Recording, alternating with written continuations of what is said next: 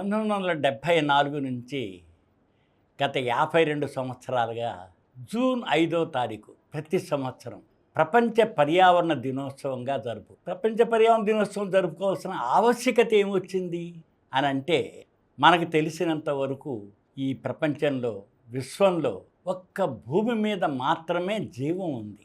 దీనికి కారణం ఏంటంటే, మనకి సూర్యుడి నుంచి భూమి 9,30,00,000 మైళ్ళ దూరంలో ఉండడం, వేడి, వెలుతురు, జీవం బతకడానికి కావలసిన ఉష్ణోగ్రతలు ఉండడం, రెండోది నీరు, నేల, గాలి, ఇవి 5 ఉండేసరికల్లా మనకి జీవం పుట్టుకొచ్చు. అందుచేత భూమి ఒక సజీవ గ్రహం అంటే ఈ భూమిని రక్షించుకోవాలి. ఏ జీవం అయితే ఉందో అంటే చెట్లు, చేమలు, జంతు జాలాలు, దాంతో పక్షులు, దాంతో జలచరాలు, క్రిమి కీటకాలు, మైక్రో ఆర్గానిజం, ఇవన్నీ కలిపి జీవం కలిగి ఉన్నాయి. కాబట్టి అంటే ఇవి పుడతాయి, పెరుగుతాయి, మళ్ళీ కలిసిపోతాయి అనం.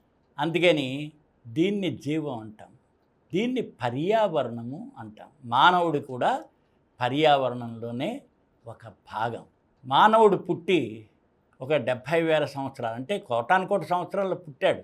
కానీ ఈ తెలివితేటలు, దాని తర్వాత ఇతర జంతువుల నుంచి మనం విభిన్నంగా ఉండబట్టి మ్యాన్ మేడ్ థింగ్స్ వచ్చేసి, అంటే మెటీరియల్స్ మేనేజ్మెంట్ మనకి వచ్చింది. ఈ రాబట్టి యాంత్రిక యుగం, స్టీమ్ ఇంజన్ నుంచి పెద్ద మార్పు తీసుకొచ్చేసి ఇప్పుడు కంప్యూటర్స్, దాంత మనిషి ఎంత అభివృద్ధి సాధించాడు అంటే ఈ ప్రకృతి మీద కంట్రోల్ పెట్టుకున్నాడు. అందుచేత మానవ అభివృద్ధితో ఈ ప్రకృతి వనరులు బాగా దెబ్బతింటుంది. మనం స్పేస్ సైన్స్ ద్వారా చంద్రుడి మీద కాలు పెట్టొచ్చాం. మన ఫ్లైబైస్ గ్రహాంతరాలను దాటి బయటికి కూడా వెళ్ళిపోతున్నాయి. సూర్య కుటుంబం అంచుకు కూడా వెళ్ళాం. కానీ మనం నివసించే ప్రదేశంలో గాలి, నీరు, నేల ఇవి కలుషితం అయిపోతాయి. కలుషితం అవడం అంటే అర్థం ఏంటంటే, నేచర్లో ప్రకృతి సహజంగానే ఒక బ్యాలెన్స్డ్గా ఉంటుంది, ఇకలాజికల్ బ్యాలెన్స్. అలాంటిది దెబ్బ.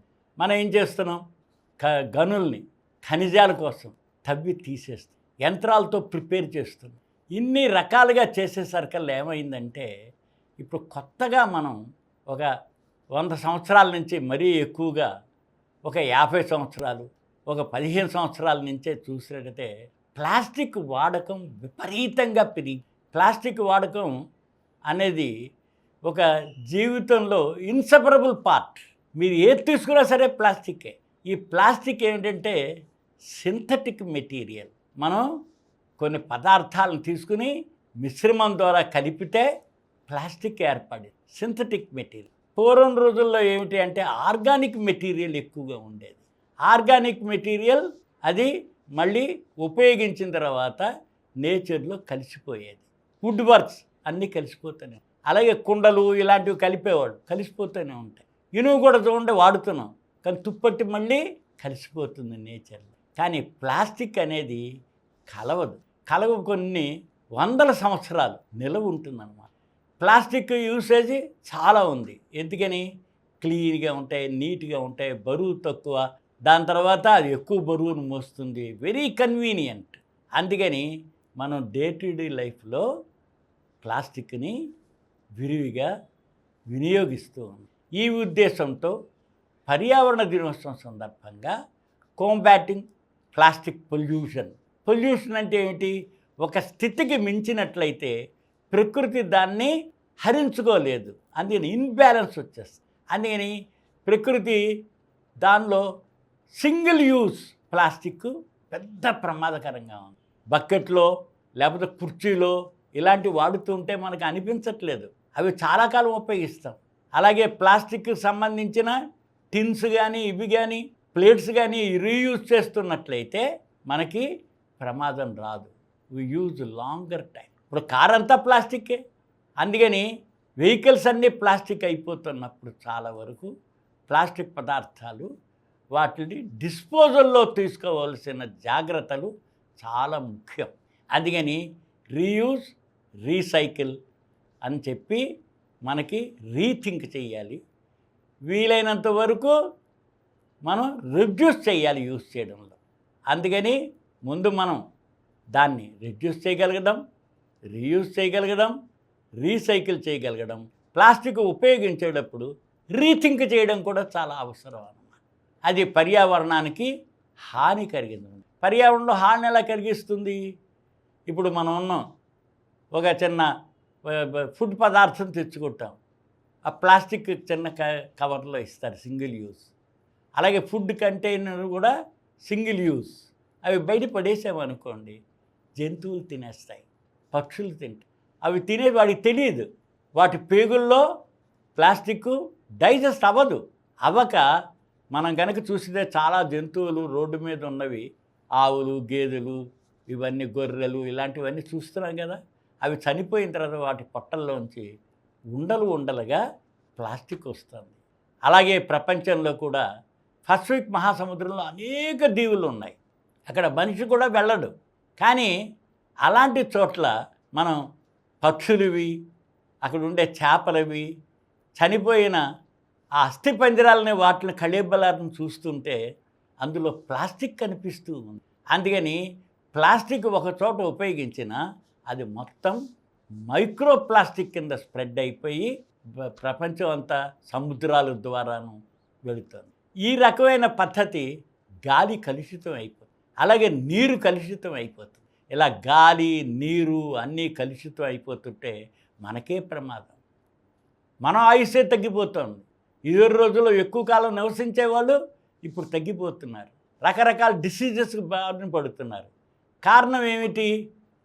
ఎయిర్ పొల్యూట్ అయిపోయింది, వాటర్ పొల్యూట్ అయిపోయింది, తీసుకునే ఆహారం కూడా పొల్యూట్ అయిపోతుంది, నివసించే ప్రదేశాలు కూడా పొల్యూట్ అయిపోతున్నాయి. ఇవన్నీ ఇలా పొల్యూట్ అవ్వడానికి ప్లాస్టిక్ కూడా దోహదపడుతుంది. ఇప్పుడు ఎందుకని మన ఇంట్లో వాడి మన ఐక్యరాజ్య సమితి 2024 సంవత్సరంలో సర్వే చేస్తే 400 మిలియన్ టన్నుల ప్లాస్టిక్ ఉత్పత్తి అయింది. దాంతో ప్రతి వ్యక్తి సరాసరిన ఒక సంవత్సర కాలంలో 35 కేజీల ప్లాస్టిక్ని బయట పారేస్తాడు, యూజ్ అండ్ త్రో. ఈ ప్లాస్టిక్ని ఏం చేస్తున్నాం మనం? డిగ్రేడబుల్ కాదు కాబట్టి, బయోడిగ్రేడబుల్ కాదు కాబట్టి దానంతా లక్షాది టన్నులు మన సముద్రంలో పారేస్తాం. సముద్రంలో ఉన్న సముద్ర జీవులు అయితే చేపలు, తిమింగలాలు, ఇవన్నీ కూడా వాటిని తింటున్నాయి. రెండోది, వాటిని తినబట్టి ఆ చేపల్ని మళ్ళీ మనం తిన్నా మనకి హాని కలిగిస్తూనే ఉంది. మెరైన్ ఫిష్ చాలా దెబ్బతింటుంది, చాలా దెబ్బ తగులుతుంది. అందుకని ఈ ప్లాస్టిక్ కలగజేసే అనర్థాల గురించి తెలియజెప్పడమే ఈ పర్యావరణ దినోత్సవం 2025 యొక్క ఉద్దేశం. ముఖ్యంగా అవేర్నెస్ తీసుకురావడం, కనీసం ఉపయోగించేటప్పుడు దాన్ని మనం విజ్ఞతతో ఆలోచించాలి అని చెప్పడానికే ఈ పర్యావరణ దినోత్సవం యొక్క ప్రాధాన్యత. అందుకని ప్రతి వాళ్ళు ప్లాస్టిక్ యూసేజ్లో ఈ పర్యావరణ దినోత్సవం సందర్భంగా ప్రపంచవ్యాప్తంగా 143 దేశాల్లో జరుపుతున్నారు. అందులో ప్రతి సంవత్సరం ఒక్కొక్క దేశం ప్రాముఖ్యత ఇస్తుంది.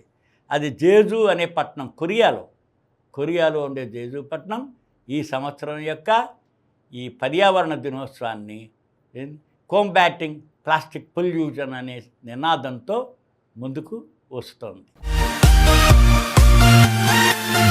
ఈ కార్యక్రమం మీకు ఎంతో నచ్చింది కదా.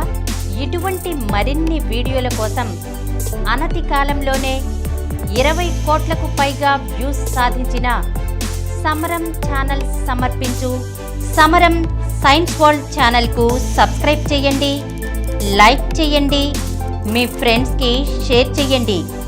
అలాగే ప్రక్కనున్న గంట సింబల్ని ప్రెస్ చేయడం మర్చిపోకండి.